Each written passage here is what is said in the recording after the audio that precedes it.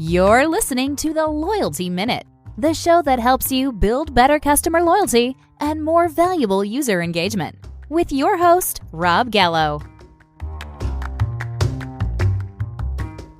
Welcome, loyal listeners, to another episode of the Loyalty Minute. I'm your host, Rob Gallo, and today I am super eager and excited to chat with Drew Howell, a customer experience and loyalty innovator who currently is the Vice President and Brand Solutions and Alliance at Bumped, a fintech company working on revolutionizing the loyalty space using fractional stock as a reward currency. Welcome to the show, Drew.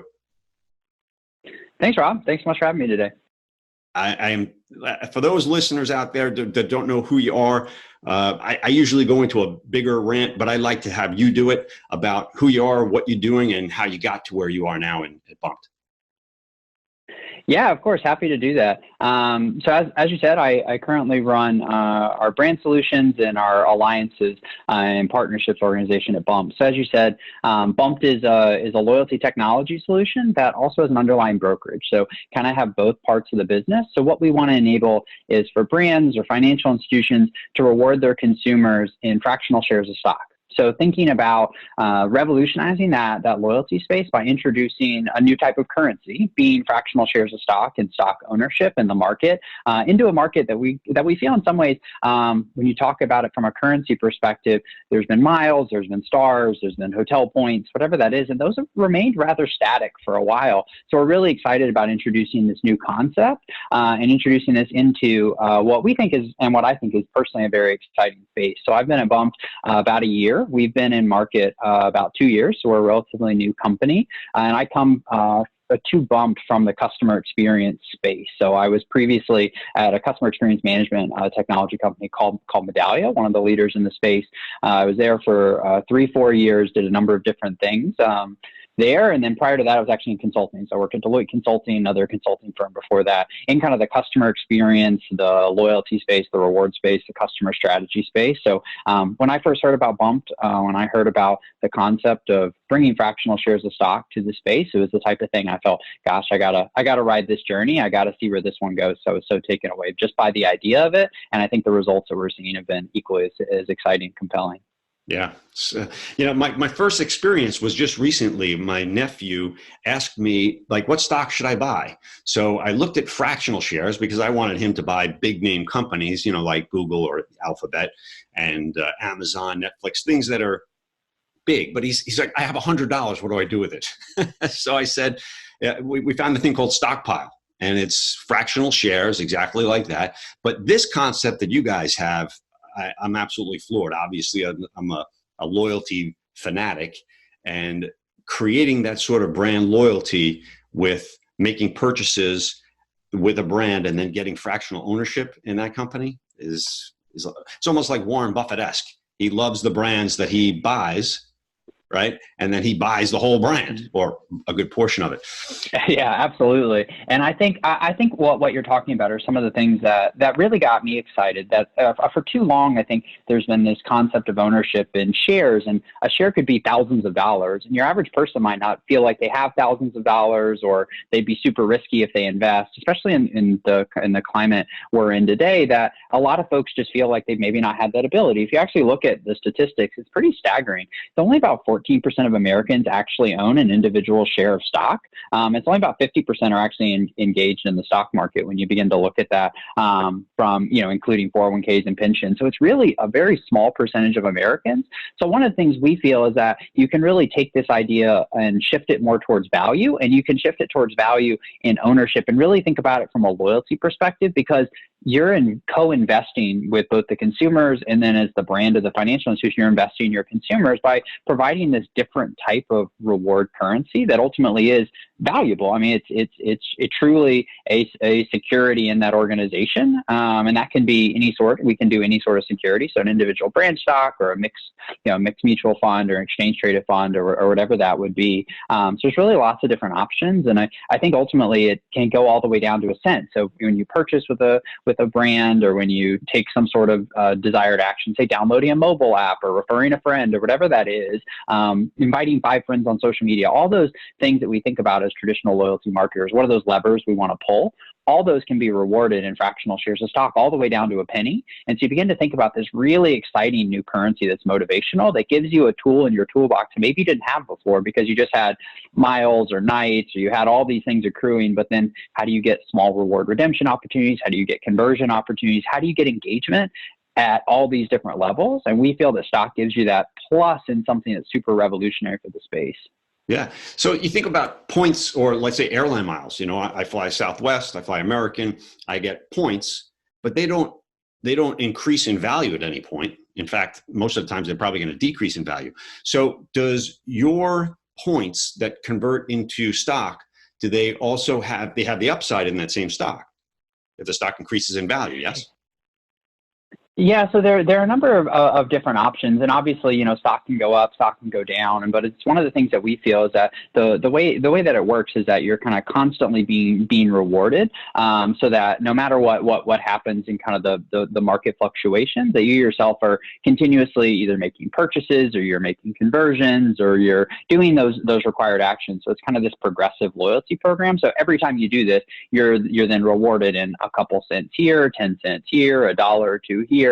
And so you're really getting that kind of growing portion of whatever that a security is, or say, a mixed market fund or whatever that kind of is. So then as there are market fluctuations that, you notice those, but you don't notice those as much. But you're really kind of growing in that value. It's really what Warren Buffett talks about. You want that dispassionate investing in some ways. And this is the ultimate way of doing that, because you're not using your own money. So it's one of the interesting things. This really is a reward currency. So consumers can't buy or trade on the platform. It really is for receiving stock rewards. So it's meant to be a loyalty currency, but something that has tangible value, ownership value, as well as tangible value on the open market. And obviously, markets over time have increased in value, but I guess there's no guarantee of that. But we think it's something that's super exciting and gives consumers potentially a lot of upside on top of just the emotional connection that you yourself are an owner. The feedback that we've gotten qualitatively from users, it's like, gosh, like I've loved Target my whole life, and now I actually own a piece of that company. Or when they get a first full share, it's like, gosh, I own a full share of stock. I never thought I could have owned a full share of stock. And what does that mean? It means you can have proxy voting rights. You have all these things, and we help educate our consumers on that. And it's super exciting and really motivational to see folks who maybe have never had access to the market before, all of a sudden have access, and that's something that's being granted to them by the brand through their purchases and their loyalty. And it really becomes this awesome symbiotic relationship between the consumer and that organization. Yeah, and if they follow the Warren Buffett plan, is to hold it forever. Buy companies that you would like to own that have a strong moat, and you would hold them forever. And you forget it. The best strategy is to buy it and forget about it. So you can have a 20-year cycle. 20 years, it's going to increase if it's a solid brand, like most of them are. Anyway, we could talk about that forever. But I wanted to get into the customer loyalty aspect of it. And first, I want to backtrack and find out from you, Drew Howell, how you feel about customer loyalty. Like, what does it mean to you personally when you buy things and the brands that you're loyal to, and why? Yeah, I think it's a great question. I think it's one of the things that that organizations get wrong sometimes, is that I think loyalty is too often viewed by a lot of organizations as just that one-way street. It becomes very transactional, where it's like, hey, I got to have a customer listening program. Hey, I got to have a loyalty program. Hey, I got to have a rewards program over here. And I think true loyalty is really something that's much deeper, and it becomes much more meaningful for folks on both sides. So it really becomes, for me, and when I think about what good loyalty means, it's that you have kind of this brand promise. You almost have this loyalty pact that's with your consumers. So you do things really well, that you have kind of your brand promise that you're living. You have this great experience that you're delivering, which is that collection of kind of all those touch points, whether it's a digital touch point, a physical touch point, your consumers that are interacting with, you say, your employees or whatnot. And then ultimately you have this rewards and loyalty program that should be completely interconnected with those. So you have this co-investment in each other. So loyalty really becomes a two-way street. So for me, and I think about the brands that I'm most loyal to, are the ones that really do that, where they deliver those great experiences. They're hyper personalized. They make things easy for me. But then the rewards and loyalty program ultimately also supports all those things. So it becomes kind of this co-investment. It's not just like, hey, give us your emails, you're a part of our loyalty program. so then we can spam you a bunch. It's like that's not customer loyalty. But I think for too often, loyalty programs have kind of taken that one-way street, and I think those are the brands, organizations that maybe don't get it right. So could you think of a brand that you can name specifically? And again, this has nothing to do with Bump. This is just you as a consumer, that you would have a story, either positive or negative, of a brand loyalty exercise that, I had a gentleman on a couple of weeks ago that was flying from Australia to somewhere in England. And he had a layover, I believe it was Singapore. But the point of the story was, when he got there, British Airways said, "Oh, you need a visa." And he's like, "I don't have a visa. I didn't know." And the lady at Virgin next door overheard what was happening and said, "Come over here, we'll take care of you." And they got him on the next plane. So now he's been a Virgin Airways traveler ever since. Any stories, positive or negative, that you can think of? Yeah, it's amazing. I think that really talks about that relationship aspect. And I think for me, it's with, I'll pick kind of my financial institution. I think that, for me, it's really about kind of, they have a great points, a rewards program, which is ultimately what drew me in. But they also have a really, really good experience that's constantly buffeted and really kind of supported ultimately by this great rewards experience that ultimately drew me in. But it keeps coming up, and it's maintained over and over and over again. And I think a great example of this was when it was actually my parents were down visiting my wife and I in our hometown for the first time. We just moved a couple years ago, and they hadn't gotten a chance to visit. And we just gone out to lunch. We're showing them around town, and I get this like buzz on my phone, and then I feel like 2 buzzes on my Apple Watch because I'm hyper connected to everything. I'm obsessed with technology. And I look, and I see it's something from my bank, and it's like fraud alert. And she's like, "Oh no." And it's one of those moments where like everybody's had one of those. It's just one of those like most critical moments, but also one of those painful moments. And it's like, you just expect the worst, right? Because it's like, gosh, I'm going to have to make 20 phone calls. Like, what's happening? Is my card going to get turned off? Like, we have all these people visiting. There are reservations made on this card. Like, what am I going to do? So I say like, "Hey, did you, buy gas in I don't know, somewhere in West Virginia?" We live in South Carolina. So it's like, clearly no. They're like, "Okay, like call this number." So I went into the app, one click, called the number, one ring, somebody picked up the phone, and they're like, "Hey, so what's happened is there's been a fraud alert on your card. Don't worry. There's already one on the way. Don't worry too. I see you use Apple Pay. We've actually already updated in your app and on your phone the new card number because we don't want you to be without a card." And they went through all this. It was super hyper personalized. And literally within 10 minutes, everything was taken care of. And they followed up like two or three times over the coming like couple weeks to make sure like, "Hey, did you get your new cards?" Which came literally the next Monday. This was like a Saturday afternoon. And they came on like Monday morning at like 8 a.m. And it was just, for me, it was the most amazing experience because it's one of those like critical moments of truth. And for anybody in a financial journey, that's like, you have to get that right. Like a fraud journey or something, or like buying a house and banking, like those are the moments that matter.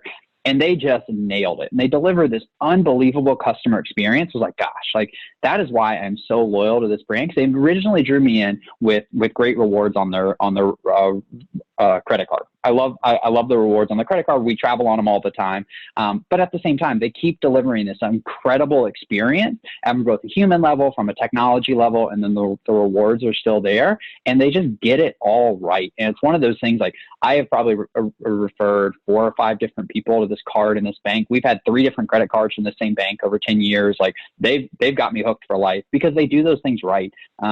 They do those moments right, and they've developed that personal connection, that human relationship, much like that story you said of that traveler. That's such a human, vulnerable moment, very similar to like that fraud moment that happened. Like you just feel so helpless, and that organization is just there to deliver that really personalized experience and help you. And that's what makes you loyal. And those are the ones it's hard to get right, and it's hard to do, especially when you're talking about that. But gosh, if you can get those right, that's how you develop that really deep emotional connection with consumers. And that's how you really drive true loyalty.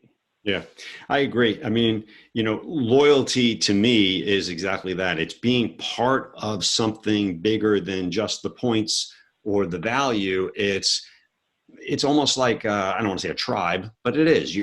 I think Starbucks does a great job at brand loyalty and getting people part of that, feeling part of the mix. So does Apple. Apple does a great job of that as well.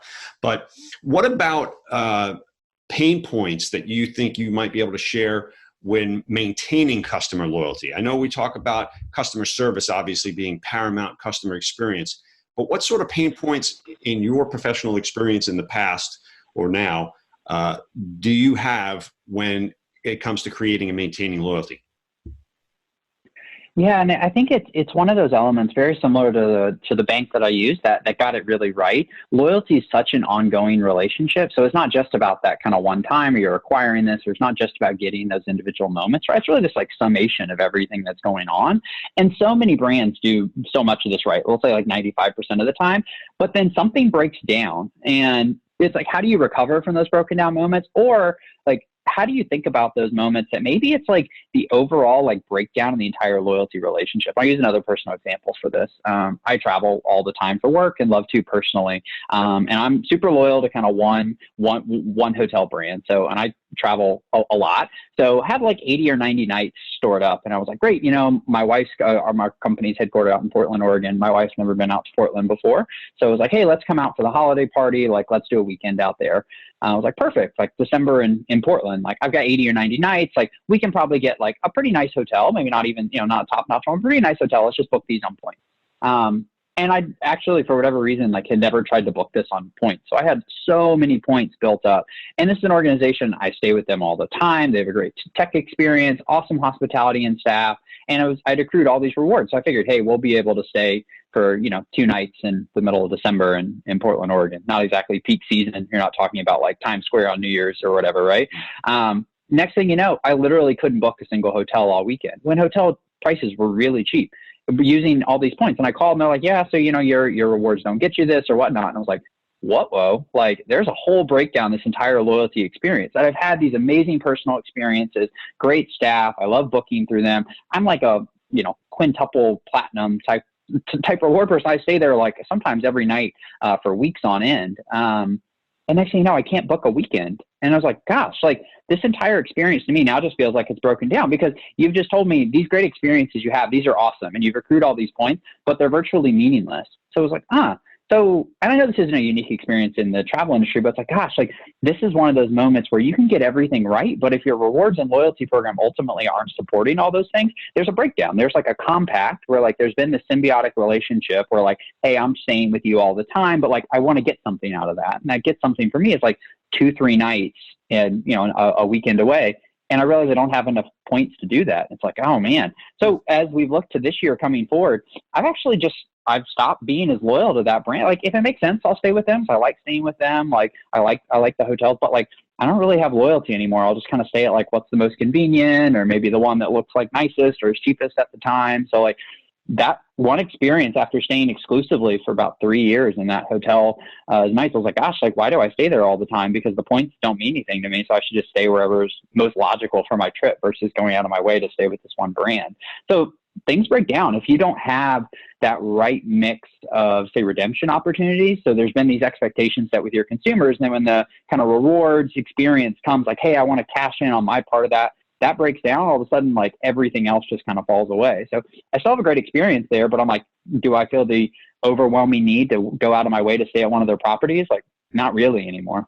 Yeah, that's a total mistake on their part. I mean, you know, I think of Southwest. So we were just supposed to fly up as we were talking with the COVID-19. We're not going to fly for going up to see my kids in North Carolina. And it was just so easy and seamless to get the points back into my account with Southwest. I just called them up and they said, all right. And we have, it's not just a year to use them. We have 2 years now, right? Normally during the year, we have anytime you cancel on Southwest, you had a year, but they just changed it. Now we have up to 2 years. So into 2021, deep into 2021 to reuse those tickets. Conversely, I called American Airlines because we were supposed to go to New York for a wedding in June, which unfortunately got canceled. Now they were going to charge me a fee to put my points back in, but then I had to call customer service and, you know, tassel with them and get the points back in for free. I was like, why would you do that? Especially now, you know, during the whole everybody sequestered scenario. But, you know, anyway, it's amazing how some companies can get it right and some companies can get it wrong. CVS is another brand. I walk in and I don't even have to think about it. I give them my phone number and I have points. And the lady says, oh, you have 7 extra bucks. What do they call them? Do you want to use them? I'm like, sure.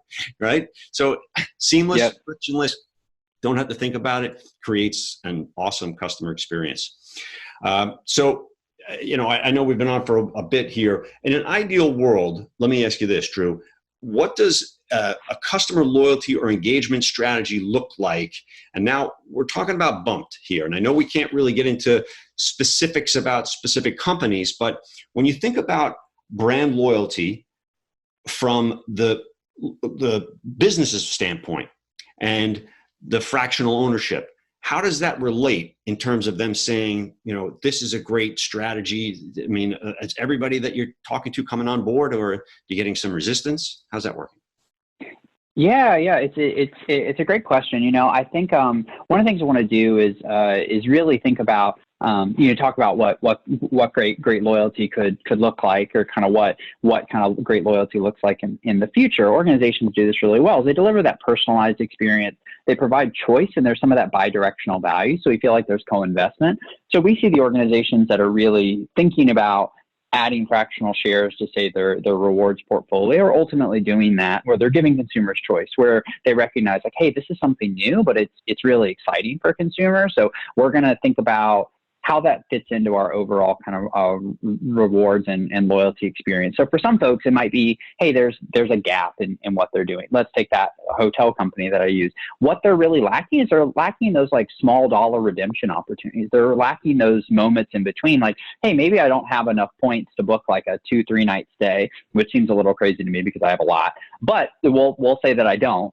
There's all these things they could do. If like, hey, you can't book these stays, but you have this opportunity to convert these points or nights or whatever that is into fractional shares of stock. And that could be in ownership in the company. That could be in, say, like a mixed market diversified fund, whatever it is, like really any sort of security. That to me might be really exciting and motivational, because like, gosh, well, like I know these hotel nights aren't worth a whole lot to me, but here's something that like really gets me engaged, and it's something so different. And I think that that's one of the things we're seeing right now is that, one of the questions I'm getting all the time is like, hey, the stock market's super volatile. So are stock rewards still ultimately viable in an environment like this, right? Like, hey, you launch when the stock market's hitting records every couple days. So, but now all of a sudden, like, what's happening, right? Like we've heard just about the seesawing that's been going on. And I think one of the things we've seen from users is, yeah, stock rewards are still super viable. They're really sticky. So our historical sell rate in terms of users who can sell or cash out has only been about 1.5%, and it's stuck about that pretty consistently through this. And when we've reached out to consumers, just like helping them understand a lot of what's going on, and we've asked for feedback, and anecdotally, people said like, hey, I want more opportunities to invest. I want more ways to invest. And we're seeing this right now when we look at like card usage data, that like here we're seeing transactions drop on the realm of like 20 or 25% just across the board on kind of all cards or other things, which is what a lot of banks and folks are seeing right now too, right? Like people just can't leave. Like you and I can't leave, so I'm definitely not going out and buying gas or traveling or going to hotels or whatever those things are. But when we actually look at those top travel and hospitality cards, or say those cards that are really dependent on, say, travel and hospitality perks, which are kind of the miles, the hotel points, the gold standard of kind of what are reward currencies, those are down 30 to 35% over the same period since that like middle of February time period. But if you begin to think about like, hey, if I had something in my rewards portfolio, that means I'm not necessarily totally dependent on travel rewards, on hospitality rewards, on these things that people can't ultimately use, all of a sudden you have a lot of people who are clamoring for stock rewards. It's being super sticky with folks, and we see it being super motivational, that people who have stock rewards, have been rewarded in stock rewards, are shopping more often with brands, they're telling their friends, they're paying more, they're going out of their way. We had a consumer that was on the highway that he or she ran out of gas on the way to their gas station because they wanted their stock reward, and they literally ran out of gas on the highway because they didn't want to get off sooner because they wanted to go to the right gas station to get stock rewards. And we're like, okay, that's amazing. Like that's one of the stories they're like, wow, this is really motivational, but like personal safety first, like get gas, like don't run out of gas on the side of the highway. But if you have these things in your rewards portfolio right now, all of a sudden you're insulated a little bit more for these crazy gyrations we're seeing. And if you're investing in consumers right now, they're sure as heck gonna remember what happens whenever the world gets back to normal, which is also normal I'll say air quotes normal. Nobody really knows what that looks like, or that's some indeterminate amount of time. So are people going to be traveling the same amount? Are they going to be going on vacation the same amount? Are these same perks that have mattered to people so much, are they going to matter to people over the next 6 to 12 to 18 months? And I think it's a good open question right now. And so when we think about what loyalty could look like, or we think about what a new reward currency could do, I think now is actually an optimal moment for folks to kind of lean in and be bold and try new things with consumers. I think folks will really remember those. I concur. So let me ask you about the lady walking with the gas. Could you imagine she walked past the next exit because the one that she really needed to, the one that she owns, right? So that's, when you said that before, like with the hotel, if you went to a city and you owned part of a hotel, right? And I'm doing those air quotes also for those that are listening and not watching. And you had two choices and you owned one, you were a fractional owner of one, you're much more likely to stay there for sure. Right? I mean, yeah, and I think that's what we've seen, and that's what we've seen from our data, that we've really seen consumers. People have driven farther and gone out of their way to go places for ones that they own. I'll use another oil and gas example. We had a consumer who was a pretty big executive, lived in Manhattan. That's on the Bump platform. Was a banker, had a car in Manhattan, which kind of tells you, okay, doing pretty well. So the fractional stock rewards, like this is not necessarily something like this person doesn't need the money. Let's put it that way, or isn't necessarily motivated by the money, but really motivated by the rewards themselves and by the ownership. Literally takes his car out of Manhattan every weekend and drives into New Jersey to fill up at a gas station because the gas station that he's loyal to, there's not actually one in Manhattan. And we're just like, gosh, like that is wild how motivational that is to people. Mm-hmm. If you look at the amounts of that people are willing to go out of their way. And we've seen this, like one of the questions people ask is like, hey, is this just something that really appeals to like millennials or Gen Xs or something? And I think the answer is no. Like people have really across demographic groups been really interested in this. And so for some folks, it might be their first investment account. So they really want to get into the market. But for folks who are, say, like baby boomers or whatever, it's still hyper motivational. So we've seen monthly spend increases for folks like, with the brands that they're receiving stock rewards from in the realm of, 20 to 35%, depending on, and that's held kind of across demographic groups. So about a 19% increase in transactions, a 14% increase in spend with these brands that they're loyal to. So it's really motivational when you can begin to talk about what you're doing here. So you get that bounce back effect, and you really get those consumers who are motivated and they're loyal. It's what you want. And does it work online as well? Online purchases?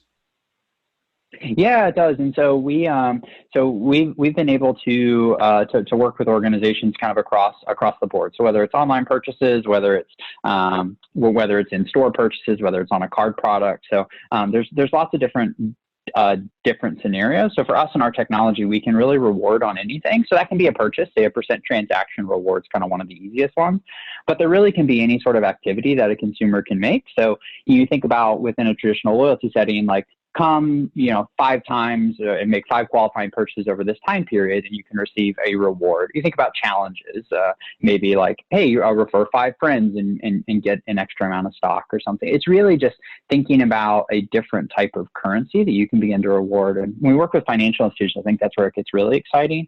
So you can begin to think about stock back cards versus cash back cards or other things. And so really helping people get into the market in pretty new and exciting ways. So we think it's something that we're certainly seeing gain in popularity, and we think that it's got the ability to certainly become kind of a major staple in a lot of major brands and financial institutions kind of reward arsenals. I'll kind of use that term over the coming years. That's really neat stuff. Yeah, because I think when we mentioned the new normal, if people are going to be spending more online, I saw something the other day that said that online purchases was up 86%. Somebody said, every Target, like at Target, every day is Cyber Monday in the last month, because people are just shopping it's really online. Crazy. They're not going out to the stores. Well, there are all the stories of Amazon's deliberately changing some of their algorithms and cutting off some advertising and other things to tamp down demand. Like imagine a retailer being like, whoa, we don't want your purchases, because they're having trouble fulfilling them right now. And we're seeing this with our consumers right now too. Like, we're obviously seeing big swings in kind of where people are shifting their money. So like home improvement, grocery, superstores, online spending are seeing like big jumps really since the middle of February when all this craziness started. Whereas like dining or gas or travel and hospitality are down big time, like sometimes at like 40 or 50% relative to where they were before. But I think one of the questions is like, do stock rewards actually help? And so we did a webinar last week where we kind of asked this question because we've been getting it from so many people, and we looked at a meal kit company in one case. And you can imagine like meal kits are really having a moment right now, like grocery stores as well as grocery delivery, and meal kits are just like, it's perfect right now for people. People are captive. It's hard to go to the grocery store. So they're really growing. So if you look at meal kits as a category with our users, they've grown since around the middle of February about like 250%. Like, people are really spending a lot with meal kits. But we really wanted to look at one that's ultimately rewarding in stock. Like, if you're in this hugely accelerating category, like rising tide raises all ships, right? But like, how do you stand out? And our brand that's rewarding in stock rewards is actually growing at 342%. So over, so you really think about 214, 342. So you're really growing in and above what the market's doing. And so it's helping you stand out in an accelerating category. And we looked at a decelerating one too, which was drugstores, which kind of surprised me because drugstores are still essential. They're open and people need a lot of things from drugstores, but they're decelerating by about 15 or 16% in spend.